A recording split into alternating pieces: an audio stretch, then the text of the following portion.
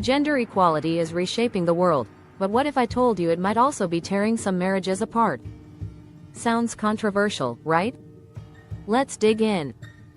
For centuries, marriages had clear roles. Men were the breadwinners, women handled the home. It was a structure built on dependency, financially, emotionally, and even socially. But now? Those lines are blurring. Women are climbing the corporate ladder, earning their own money, and making their voices louder than ever before.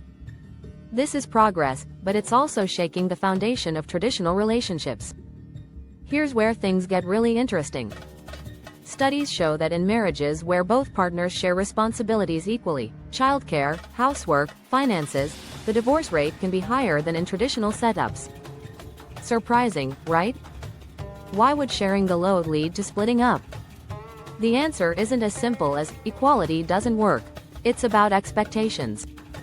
When both partners are equally ambitious, equally tired, and equally invested in their personal growth, something else often gets overlooked: the relationship itself. Think about it. If two people are giving their all to their careers and their kids, who's giving their all to the marriage? Then there's the power dynamic. When women gain independence, they're less likely to stay in marriages where they feel undervalued or disrespected. Equality means options, and options mean that staying in a bad relationship is no longer the only choice. This doesn't mean gender equality is a bad thing, it's essential. But the question is, are we adapting fast enough to handle its ripple effects? Marriage isn't just about roles anymore, it's about partnership. And if both partners aren't on the same page about what that partnership looks like, cracks can start to show. So, is equality really the culprit? Or is it revealing problems that have always been there but were easier to ignore when one person had all the power? This is more than a conversation about relationships. It's about how society is evolving and whether we're ready to build partnerships that match the times we live in.